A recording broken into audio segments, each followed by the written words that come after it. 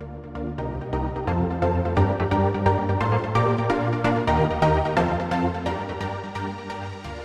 are listening to the Proverbs for Living a Fulfilling Life podcast.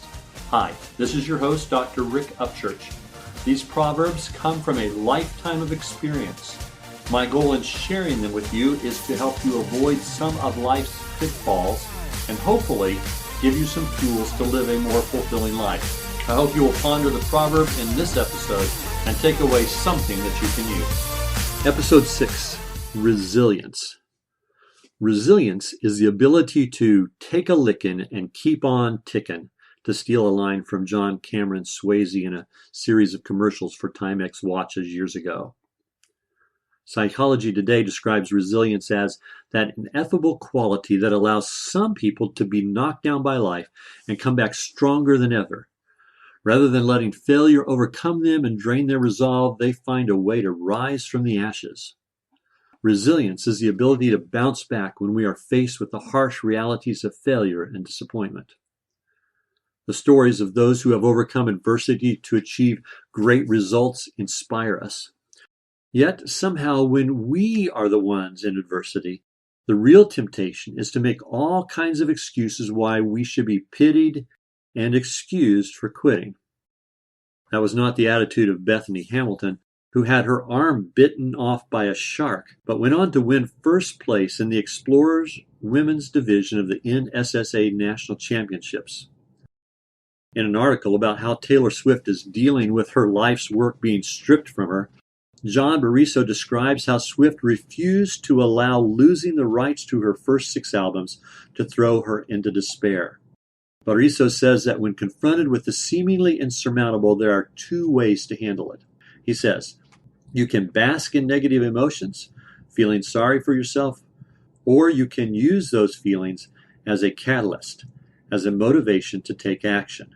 There are so many examples of people who are dealing with the seemingly insurmountable, such as being diagnosed with a serious illness, losing a job, losing a loved one, dealing with betrayal, experiencing physical or emotional abuse.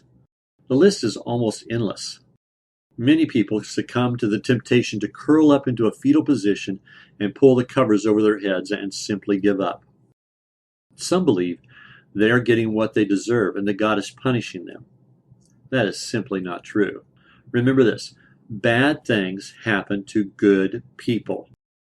In fact, in Matthew 5:45, Jesus says that God sends rain, problems, adversity, on the just and the unjust alike.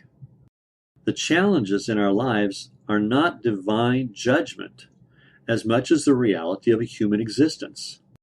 St. Paul writes in the book of Romans, we glory in our sufferings because we know that suffering produces perseverance. Perseverance, character, and character, hope. Romans 5:3-5.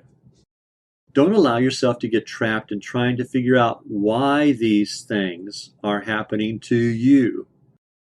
When you do that, you become trapped in a self-defeating spiral that keeps you down and defeated.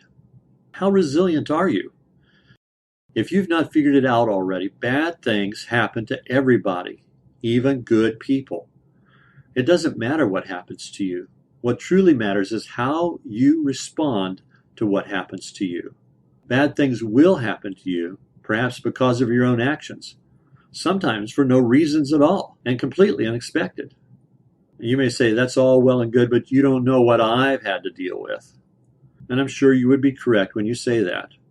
Although I faced my share of challenges, I absolutely know that there are many, many people who have experienced and are experiencing far worse than I can even imagine.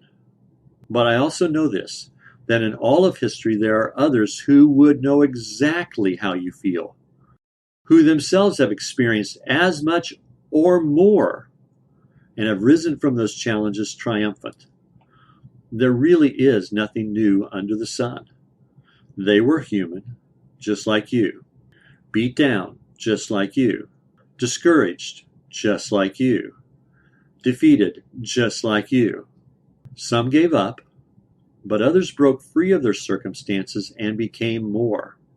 They demonstrated a resilience that defied the odds. What does it take to do that? How can you break free and rise up? Here are 2 things that you can do now to change the course of your life. First, quit focusing on the what and the why and turn your mind to the how. What happened to you and why it happened is a self-defeating trap that will never release you.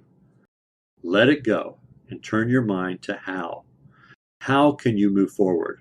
Focus on setting one foot in front of the other, taking one bite, then the next. When you catch yourself thinking of the what and the why, discipline yourself to turn your mind to the how.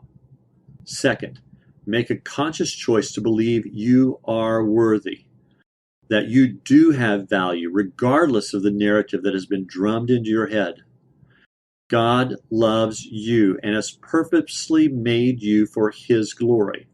Whoever and whatever that has pushed you down, kicked you down, and tried to demean you cannot compete with the reality of the truth of your true worth and beauty in God's eyes. But you have to choose what you will believe. Those who will rise up will choose to believe they can. They can rise up. They can succeed. They are worthy. Will you allow yourself to be defined by what has happened, or will you trust God and move forward? It isn't what happens to you that defines you, because we all have bad things happen to us. It is our response that tells the tale. It is our resilience which yields a bountiful life, or one filled with despair and loneliness. While this comes easier for some than for others, you can be resilient. Here's a powerful secret. God is on your side and ready to help you face your battles. When you place your faith in God, you can find the strength to turn to the how and leave the what and the why in the dust. When God is your hope, you will know His love and the value He places on you. With God, all things are possible, and you will find renewed purpose. Start now. Become resilient and rise up to be who God has called and created you to be.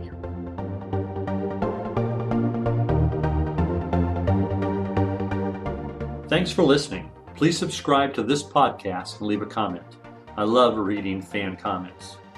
In every case, the information in these proverbs is merely the tip of the iceberg of information related to that specific topic. If you find that one or more of these particularly resonate with you, do a little research in the area, and I'm sure you will find more information that will help you. Don't hesitate to leave me a message. I'll be glad to help or point you in the right direction. May God bless you and strengthen you on your journey.